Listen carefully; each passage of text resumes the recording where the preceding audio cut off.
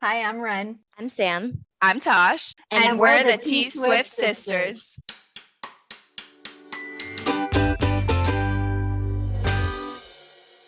Welcome back to the T-Swift Sisters podcast. Happy season 2, everybody. If you're new here, welcome to the T-Swift Sisters podcast. I'm so glad that you found us. I'm Ren. I'm here with Natasha and Sammy, and we are just 3 lifelong best friends who love Taylor Swift. So we decided to basically create a podcast about it. So if you're joining us for the very first time, you'll be hearing about Taylor Swift news, our thoughts, our opinions, take them with a grain of salt, and just everything in between. So, are you guys ready to get started? Let's do it. I can't believe that we are actually making this episode because it officially means that LA's over. Like we've crossed the bridge. We're on the other side now. We are new people now. Mm-hmm. It's time to recap. How did we get here? No, literally, how did we get here? And how has so much time passed? It's comical because we took, if you've been listening to the podcast, if you listened to season 1, if you've been following us for a while, we had full and complete intentions on recording in LA. We took all of our podcast equipment, we took everything. We were so ready, and we just literally did not have 1 second of free time the entire trip. LA at all. Us. We had the mics in the checked bags. We had so many plans. We were going to have a full photo shoot, which we did, but it literally it was a 7-minute photo shoot, and we got good pictures, but we had so many plans for the pod, and it didn't work out, but we made it work, and we still had a blast. So yeah, I mean, I think we had a lot of stuff planned for the pod, and everything that came out of it unplanned, everything that we didn't do planned for the pod is what we have now. It's so much more unfiltered. The authentic experience is basically what we get to come back and tell. Yeah. So I'm really excited to share that with you guys. LA was just it was a fever dream, honestly. Yes. It was the most fun I've had in God knows how long. We had so much fun on our sisterhood retreat in January, and this blew that out of the water. True. It was yeah. I didn't imagine, I feel looking forward to it so much, right? Since we bought the tickets, since we planned the trip, my whole life was I can't wait for LA. I got to do this for LA. I got to plan for LA. And then it happened, and I was wait, that was way more fun than I even thought it would have been. 100%. I was fully expecting LA to be one of those things, we planned, we waited, we were so anxious, and then it happens, and you're kind of okay, moving on. And it's I can't even, the stories that we have, the amount of times that we just broke down laughing, crying in public. But when anyone asked how this trip went, all I could say was it was literally perfect. And just naturally, every day was picture perfect. It was better than I could have imagined. Everything just went so well. Even if it was stuff that we didn't plan, I wouldn't have changed a single thing. Yeah. It was amazing. I agree. Even waiting for the radio station in the car on 8/9 to win tickets to closing night, we literally found out that, what was the radio station? It's KISS, KIIS or something FM. If you're from LA, it's the Ryan Seacrest iHeart radio station in LA, the pop station. We saw a tweet saying that they were giving away tickets. We rearranged our day. We stayed in the car for 3 hours, driving around the Hollywood Forever Cemetery and getting lunch and eating it in the car. We saw Toto. We literally ate lunch in the car. Oh my God. Trying to win tickets for closing night. Because our show was 8/8, if you didn't know. But we'll talk about all that. But yeah, even that was fun. Yeah, I mean, I truly feel we made the most out of every single minute. Mm-hmm. I mean, we literally hopped off the plane at LAX with big dreams, our cardigans, and we drove straight to Universal Studios, Hollywood. There was not one day where we just hung out. I would say the only day where we quote unquote hung out was while we were waiting in the car for the tickets. Yes. And even then we were proactive, right? We saw Judy Garland and we saw Toto. We Made the had most. lunch, you know, it was incredible. And I think what shocked me the most, not about the trip itself, but about being in LA, were the amount of Swifties everywhere we went. The beige t-shirt. And even at the airport the following day, I mean, it was just everybody everywhere. Like, it truly was like Taylor Swift owned LA in that week, honestly. It was crazy. That was really shocking to me. Like, I expected there to be a lot of Swifties, but not on literally every single part of LA. Like, we drove out to Anaheim to Disneyland, and like still Swifties everywhere. My dad sent me an article from NPR that was like, Swifties take over Disneyland. I was like, us. That was us. Yeah. We just didn't wear our ERAS merch that day. I think that was like the only day that we weren't in at least something Taylor Swift. Yeah. I think we can finally talk about our ERAS day. What do we have to say for it? I just like, we woke up. It's so magical. We woke up at 7 a.m.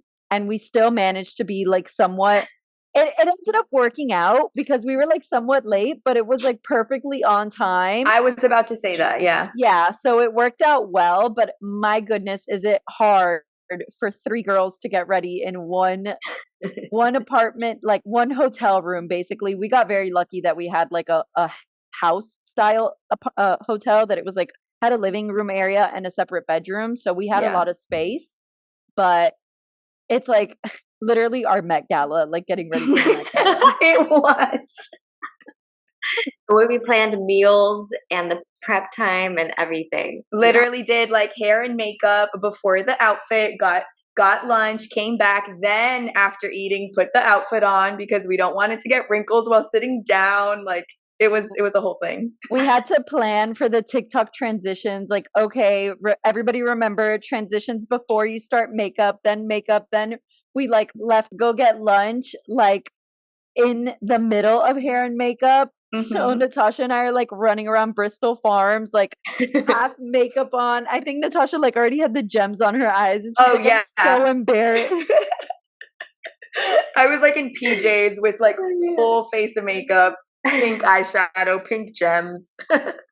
I will say, like, from our experience, I think getting there early was the best thing that we could have done, because we maximized so much time. And like, when you tell people like, oh yeah, Taylor Swift comes on at 8 p.m. and the concert starts at 6 p.m., they're like, you are insane for planning to get there at 2 p.m., which is, I think we got there like between 2 and 2:30. Yeah. But it was so, I feel like the time passed by so fast. Like, because there was so much to do, really. So much to do. And like, from the minute that we got there, the only time we were really waiting was like until the VIP line opened. And then we got in and we're like, okay, in the line to early shop merch, and then Capital One. It was just, oh my God. And then the walk down to like floor, which was when Taylor Nation retweeted our picture. So we're like screaming. We were literally screaming, and like these girls in front of us turned around. They're like, oh my God, Taylor Nation just retweeted them. Yeah, we definitely made it known. I love that though. It was so fun. And like, everybody was so nice. So nice. For sure. Best vibes, really. So many like amazing, iconic outfits, but also like everyone was just complimenting everyone, and like everyone was just in the best mood. Like, it's like the prom that you've always dreamt of, but like you never could have, like the movie prom where everybody's like dressed to the nine and you're just having like the best day ever and nothing can stop it. It truly felt like we were in Taylor Swift Barbie land, honestly. Yes. I love how you described it like Halloween though, because it was the anticipation of getting ready into something obviously you don't usually wear. So we all like went out. And then meeting other people, giving something, getting something in return, you know, having a fun little interaction and just making our way around the stadium. It was Halloween vibes, but I love it. Yeah. It was truly like that feeling, that anticipation of like, oh my God, trick-or-treaters are coming is like the vibes you get when like you see people with friendship bracelets. You're like, oh my God, they're coming.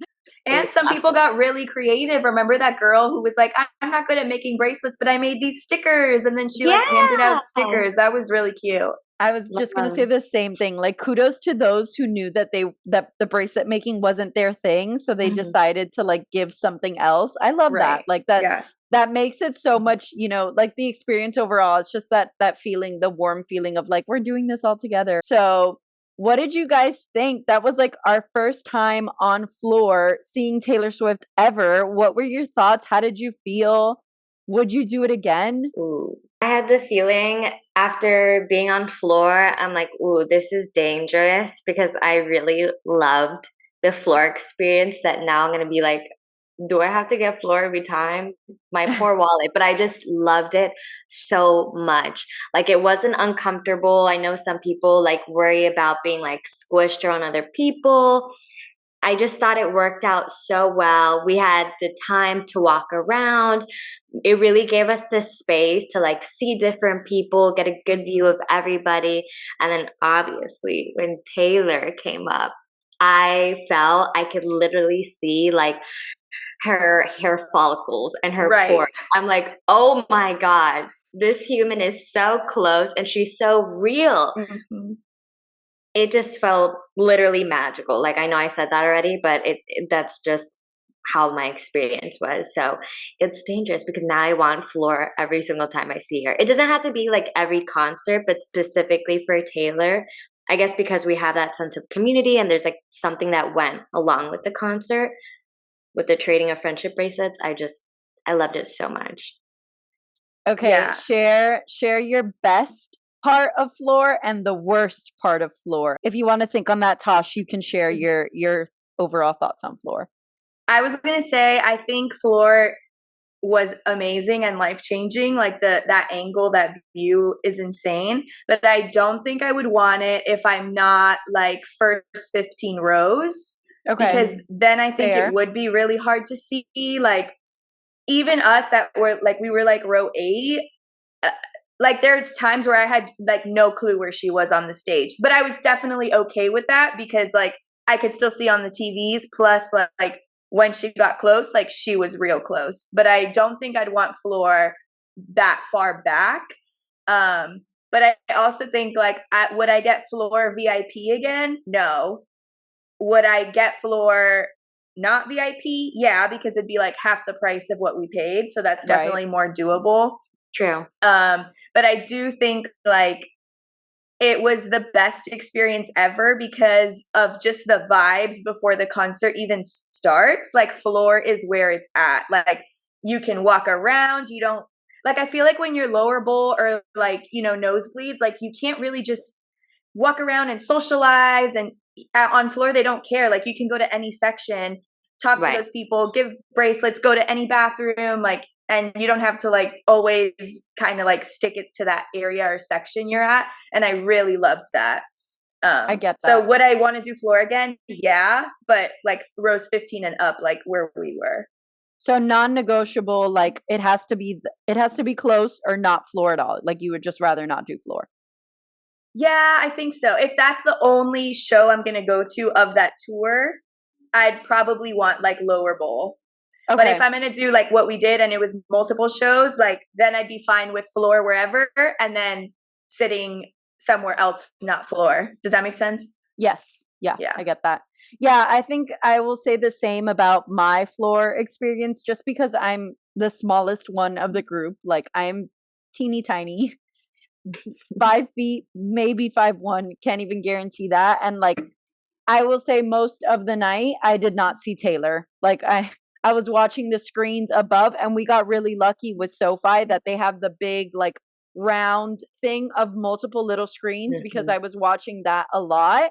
And like a lot of times I was like tiptoeing and like peeking through people's heads to see where she was.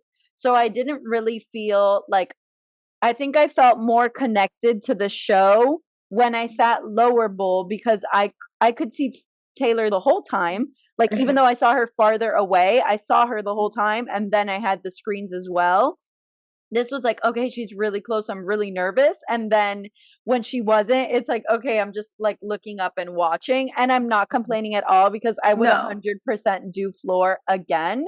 But I think I will agree with what you said, Tosh, of multiple shows doing what we did, floor and a lower bowl experience, to see both. But I did have a better tour experience on floor, show experience lower bowl, I think is my like take on that. I agree with that. But what was really cool, I remember telling you guys when we were watching the show, and it's like something that I took with me after the fact, and like when people asked about the show, oh my God, how was floor? It's something that really resonated with me. And something that was so unique about her stage setup on this tour is that the stage, when you're on lower bowl, you see the screen basically where everything happens. The big screen is just a screen, and you see all of the like the house, the willow tree, all of that stuff. It's very one dimensional. Yeah. From the floor, when you're looking straight at it, it becomes a 3-dimensional setup, and that was so sick. I lost my mind, like, because that was something that I had really focused on when I saw the tour the first time via lower bowl. I was like, oh man, like I'm really missing that production feeling of like Taylor's past shows, and seeing it from the floor and seeing the willow tree literally look like it was on the stage. I lost it. I just it blew my freaking mind. It's insane. And it's insane that she, even whether she had the thought or she sat in a room with creatives who had the thought and said, we can create this so that when people look at it from a specific angle, it's different. The dimensions of the stage are different. Wild. That that amped the show up for me so much more. And I'm so glad that I had the floor experience to just see that alone. Like whether or not I saw Taylor most of the night or not, that alone changed the show for me. So I'm really grateful for that. That was just insane.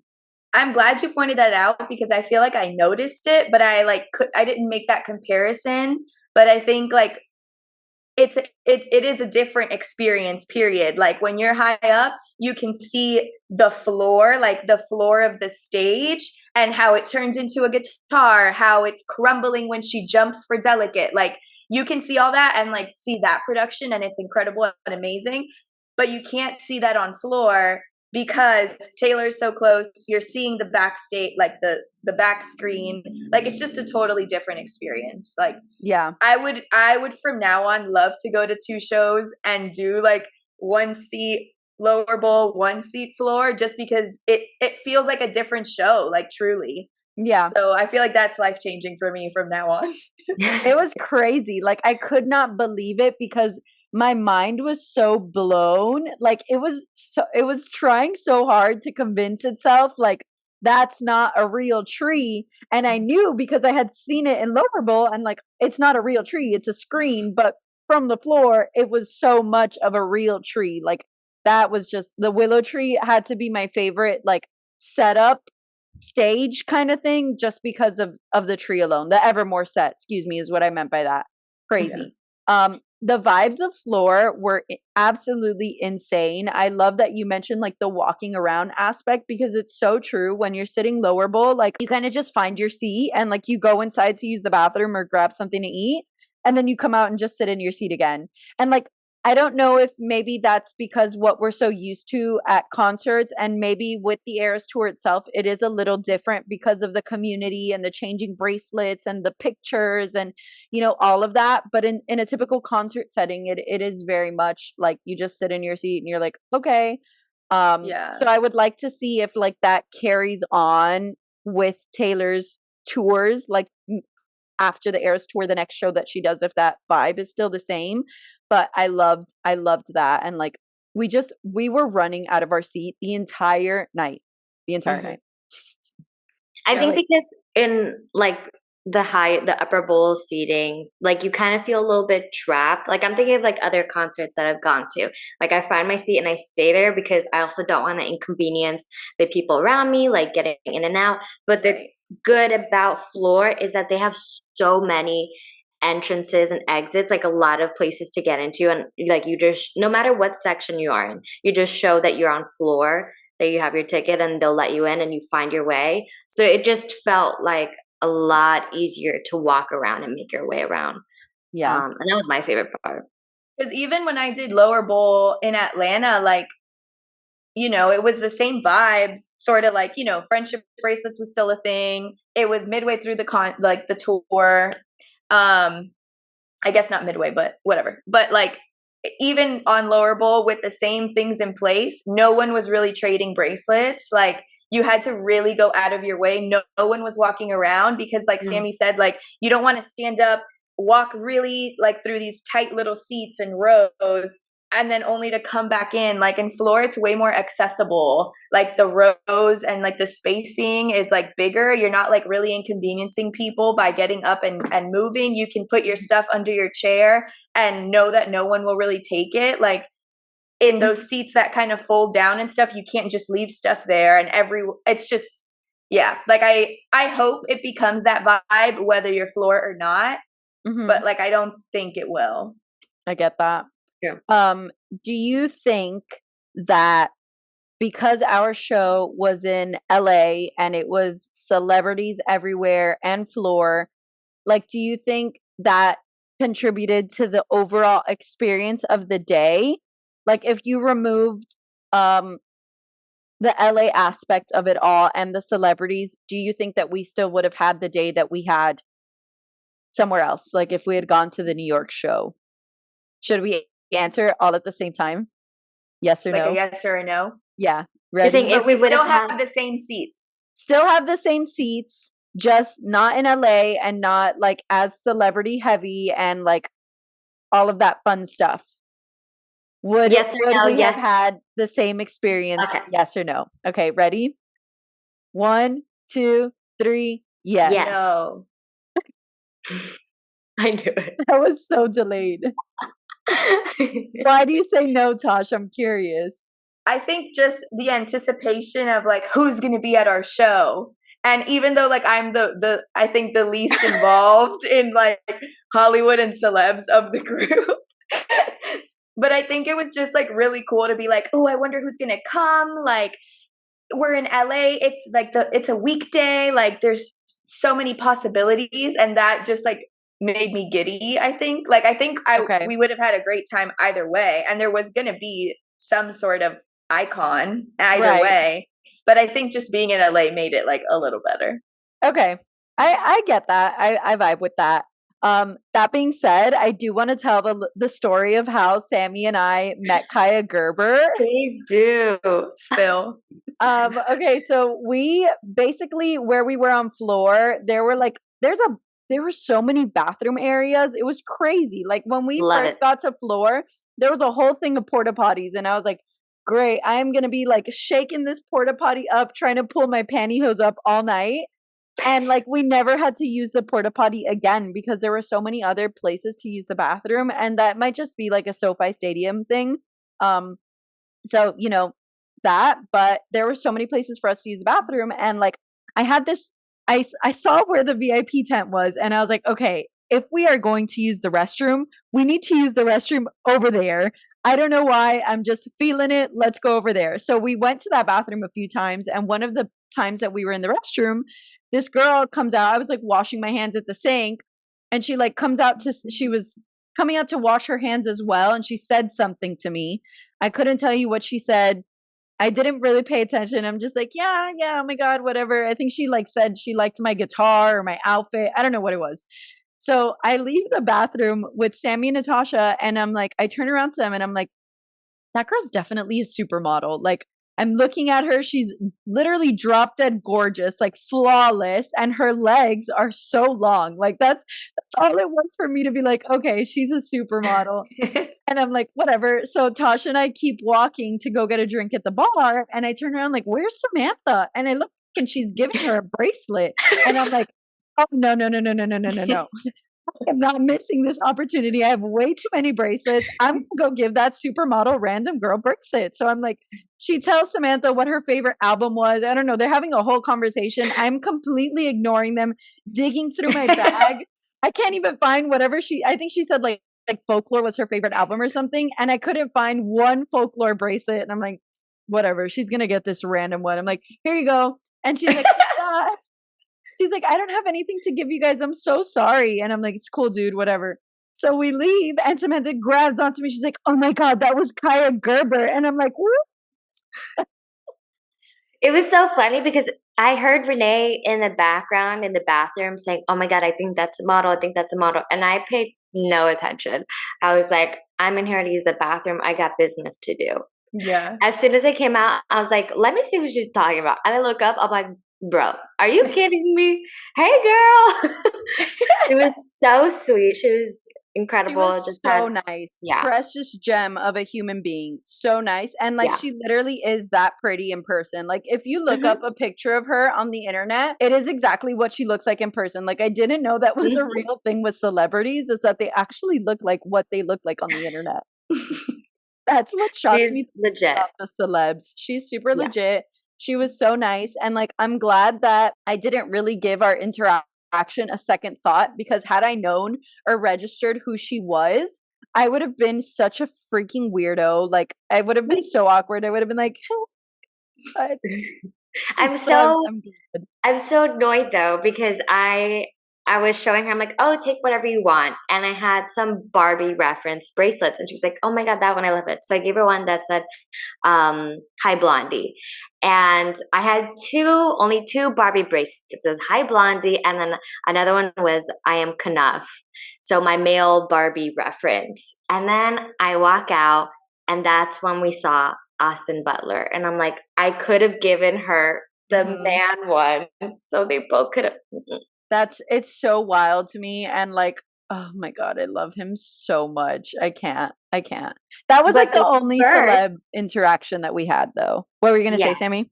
But we first saw Ben from Parks and Rec. Ben Wyatt. Yes. Ben Wyatt was the first celeb we saw. His nose, my God, you could spot it from a mile away. Also, Taylor Lautner.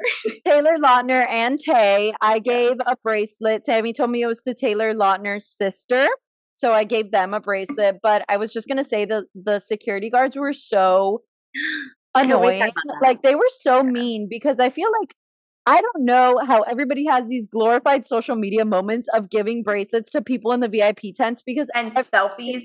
Yeah. Every time we walked by the VIP tent, they were like, shoo, not the celebs. Shoo.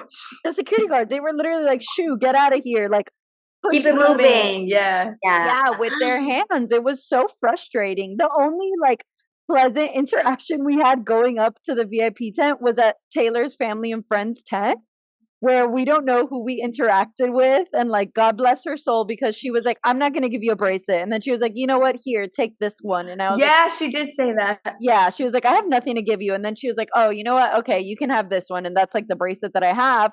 But it was the only like interaction we had where they weren't pushing us out of the way. So to anybody who wants to trade, like, lucky you.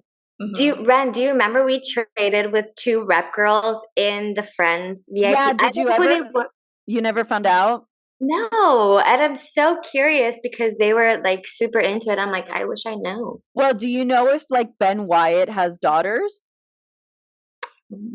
Because it makes more sense for him to be there with his daughters than for him to just be there alone. So true. Yeah, so maybe those are his daughters. I'll do my research. Because that was around the time that he was in the tent. Him and Laura Dern were the first celebs we saw, and then people started piling in. Right. So that was fun. I think that we probably would have still had like the most magical night ever with or without the celebs. I don't know, like they were just an extra, like a little extra cherry on top for me. Yeah. We also saw Selena Gomez, or me and Sammy did. I didn't see her because I was so focused on Gracie, Selena's little sister. She was wearing fake grills. I will never get over that. I didn't see that. I was so shell-shocked staring at her fake grills that I missed Selena. Yeah, because Renee was saying it in the moment, like, look at Gracie, whatever. And I was like, just staring at Selena, like, okay. But she was also like super covered up, right? Yeah, she was wearing a black hoodie, a black cap, and sunglasses. And she was like in the corner of the tent. Mm-hmm. But I was mine doesn't work that fast. I would have never registered, because that was another instance where they were pushing us by. So that tent was super aggressive. Yeah, like, they were yelling so hard. But I think they probably had heightened security because it was Selena, and also I feel like in front of the tent where Tay were, there was a lot of room there. In front of the Selena tent, there was no room to walk by. So that's probably why it felt a little more congested there. But yeah, we did a few laps around floor to check out, you know, the celebs and the VIP tents. I wish that like we were on the side that Andrea and Scott Swift were on, because like we would have seen them probably, but like it's okay. I mean, we had like talked about maybe during one of like the slower songs leaving and going to give them bracelets, whatever. I think we made the right choice by not doing that. I didn't remember. I forgot about them. We were too engulfed in the show. Yeah, we had talked about doing that like before we even got to LA. We were like, oh, okay, like in a transition we'll go and like whatever. I missed Are You Ready For It, because during a transition I went to go get a water and like it took forever. So I'm glad that we didn't leave that area. Too much going on. We should answer the question that you asked though, Samantha. Best part about Floor. Okay, so the best, like I said, was walking around, having that space to see everybody, not really restricted. I would say that's a good point that I've considered as my worst is the possibility of just missing a certain perspective of the show. Like I didn't see the actual floor set, the stage, I mean, and I was trying not to watch any tour videos before then so I could be surprised for LA. So like the floor crumbling, like I didn't see any of that. And the possibility of somebody being taller than you could totally ruin your show. We had a dad in front of us, and thank God, for the most part, he stayed seated. The entire show. Yeah. He stayed the whole show, yeah. But when he walked up and had the chair right in front of me and stood up, this man was 6'5". He was very tall. And that could happen to anybody, and you can't predict that. So that's really the main risk when it comes to floor. Like, and there's no accommodations. Like, you're not at a higher level than the people in front of you. So it really is, you see what you see, you're just standing there. So that's it for me. What do you think, Tosh? Best and worst part of Floor? Best is just the moments when she's very, very close and you feel your heart like going to beat out your chest and you just uncontrollably cry. And worst, sometimes the view is just like your neck hurts so bad because you're just like peering and looking. Also, another pro that I really, really liked about Floor was it felt so much louder there. I think like the sound just like, you know, kind of like goes to the, I don't know how to explain it, but it just felt so loud. And the view of like all the lights was so iconic. And the bracelets, because you're like looking up at it all versus like being in the, it was just, that was beautiful to me too. That was super magical. I think my best part of Floor for this experience was probably seeing like the Willow Tree live 3D. I think the confetti was like up there for me. I loved the confetti moment. I've been waiting for that for my entire life. And surprise songs. We were so close for surprise songs. That blew my mind. Like that was when I was like, oh my God, Taylor's really here. It sucks that like I had to wait until literally the end of the concert to really feel like, oh my God, Taylor's really here. I think there was like the Archer she felt really close to. I have some good things there. Worst, probably for me, just because of height, is like I couldn't really see much. And like I really like, I don't know, like I really like the energy of Floor and like the vibes, but I think that people are a little more calmer in lower bowl, and sometimes it helps when you can't really see. So like when everybody would get super hype is when I was really like, okay, I have no idea what's going on. So that would probably be like my worst, even though it wasn't really the worst possible thing. I still had the best night of my life, but that would probably be like the worst for me. Hello, we had the 8-minute record standing ovation. Yes. That was so crazy, and it did not feel like 8 minutes like while we were standing there. I think like at one point Natasha started videotaping and she turned around and she's like, I'm at 5 minutes already. And I stopped at 5. A while. I was no freaking way. It was insane and it was so loud. Like after that is when I had to put my like whatever they're called, earplugs on for a little bit because I literally like I felt sick because I couldn't hear anything. Insane. That was nuts. That was. And I really thought they would try to break it on closing night. But I like enjoyed that it wasn't like a competition, like every day it has to be more. Like it was just genuine. Like that's just what it was. Yeah, and it like literally just came out of nowhere. Like I don't know, from one minute to the next, we're like at minute 4, and we're like, oh, okay, we're doing this. Yeah, we're not stopping. Yeah, and we're like, I think where we messed up in terms of the ERAS tour is that we went to Disneyland 2 days before the show, and I guess we were screaming on rides like we've never screamed in our lives, and we lost our voice in Disneyland. So by the time we got to the ERAS tour, like the screams were barely even there. Yeah. I lost my voice on Guardians of the Galaxy and that was the end of it. That's what it was. I was trying that, and Incredicoaster probably is where like I lost my voice. The Ferris wheel for Tosh. I was gonna say maybe not the Ferris wheel because I was just like frozen. So I think the second go around you were frozen. I think the first go around is when we were all screaming like, "Oh my god, danger!" Yeah. Consider this a warning if you've never been to Disneyland or on the whatever it's swinging Ferris wheel. That thing, it does not play. It does never not play again.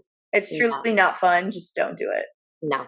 What do you think of our selection, our choices, what we were given for surprise songs at the ERAS tour? Because I think we got a double win, honestly, in my opinion. I thought I Know Places sounded absolutely amazing acoustic. So good acoustic. She ate and left no crumbs. Amazing. No crumbs. Yeah, amazing. I think it's one of my favorites, like that, like acoustic performances, but the song itself has never been a favorite for me.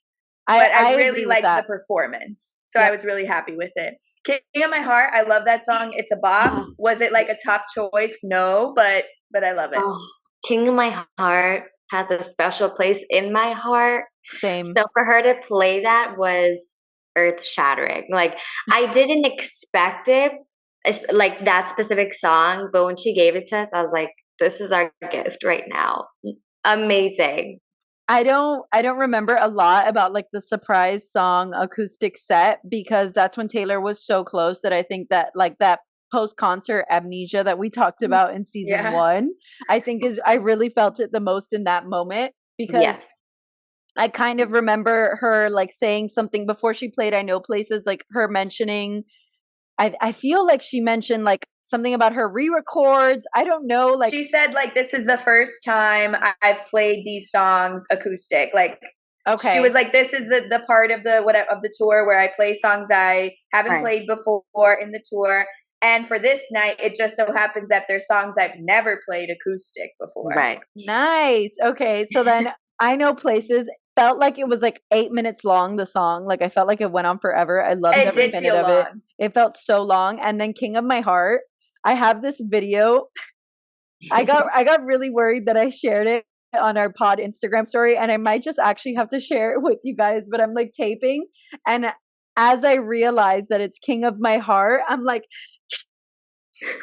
I start shaking my phone, like I lost control. Share it. It's like one of my favorite rep songs, and it means like a lot to me with my boyfriend Adrian. Like that's like our favorite rep song together. That and Endgame, ironically, but why do boys love Endgame? Yeah. He just likes rapping with me, but like that's like our, you know, like our rep song, and it was just really special for that. I loved it, and I just freaking love that song. So I feel like the song itself felt long, but I feel like surprise songs, like that section of the show just came and went so fast. Like I almost didn't have time to process it. I'm like, oh my God, that was it. That's what I stay up at night to see for everyone else's show, and I just had mine, but now it's over. Amnesia, bro. Yeah. And the whole show in general, like it does not feel like she's performing for 3 hours. It's just from 1 minute to the next. Like I felt like that for the whole day. Like we got up at 7 and we went to bed at 3 in the morning. And if you had told me that we were almost up for 24 hours, I probably wouldn't even believe you because the day just flew by so fast. And we had so much adrenaline even at like 2:30 a.m. that like my body was tired, but my mind was very much awake and like very excited still. My mind is alive. My mind was alive. Also, it was cool that we had, you know, a 1989 and a rep surprise song. And she did the same closing night, 8/9, a 1989 and a rep surprise song the night she announced 1989 TV. So is that a hint? Who knows? I wonder if that means rep is closer than we think, because I'm a million% convinced that rep is coming next. But I just wonder if that means it's like a hint that like it's not too far away. Like don't stray off too much. That, and somebody said, I just have to share. It's been all over the internet. So whether or not you've seen it, I don't know if you guys have. I have to share because it is the most like one of the most iconic things Taylor's ever done. Not that I know if Taylor even knows, like if she did this intentionally, but all that's left for Taylor in her re-records is to take back her name and her reputation. I saw that. I love it. I also read about kind of along those lines, the reason, or maybe the reason why she never changes her reputation outfit for tour, but changes all the others is because her reputation will never change. Like, because people view her how they view her, and that's it. So that was cool too. That is cool. But I really do wish Rep got another album, because like, why is she sleeping on our favorite album? I mean, whatever. You know, by ours, I meant me and Sammy. Sorry, Tosh. Maybe you'll have like a different feeling for it when TV comes out. Maybe like the vault tracks or something will hit home for you. I think I'll feel like that way about 1989 because it's my least fave album. So really? I kind of agree. It's not one of my favorite albums either. I do really love the music and I love the era itself, and like it's really fun, but it's never the album that like I listen to first. So I'm really excited. You can clearly tell that it's Taylor's like favorite album based off everything that she's already doing. Like she has a favorite and it's 1989. She said goodbye to Speak Now. She was like, you're out, you're done. Make way. I was not ready for that. Make way over. So she did that. But I'm like really excited for this era, and we're gonna come back and have another episode just about the announcement and like our thoughts on 1989 TV. So I don't want to spoil it too much, but I think I have to agree that the vault tracks are gonna make me love the album even more. I do want to share like one last thing about it. And this is more for Tosh. I saw like, I think Rolling Stones or something ranked every single 1989 song on the album. And the worst ranked song is I Wish You Would. I was about to say not I Wish You Would. It's literally the worst ranked song. And I'm like, are the two of us the only two people on this earth who are like, think that is the best 1989 song? Because it is. It literally is. It is literally the best 1989. Wish You Would and Clean are the two iconic songs on that album. So Clean was my top. Clean was number 1, and I Wish You Would was the last song. Dude. No. Blank Space beat it? Like what? I think people just sleep on it way too much. Like it is a top tier 1989. It'll come back with this. We have the, you know, like the people on Twitter that put like the t-shirt that says I was a blank stan before whatever. We need to make those of I Wish You Would. We do. Actually wear them out in public, not just on the internet. Down. Really quick before we go, one of our followers asked about where we got our 13 temporary tattoos that we put on our hands for the show. They're in our pictures if you follow us on Instagram or Twitter. But there's a lot of shops who honestly make them. You could get them at a lot of different places, especially on Etsy. I specifically got it at a Le Petit Fete Speak Now TV release party. There was a small business there called Mango Illustrated. You can find them on Etsy.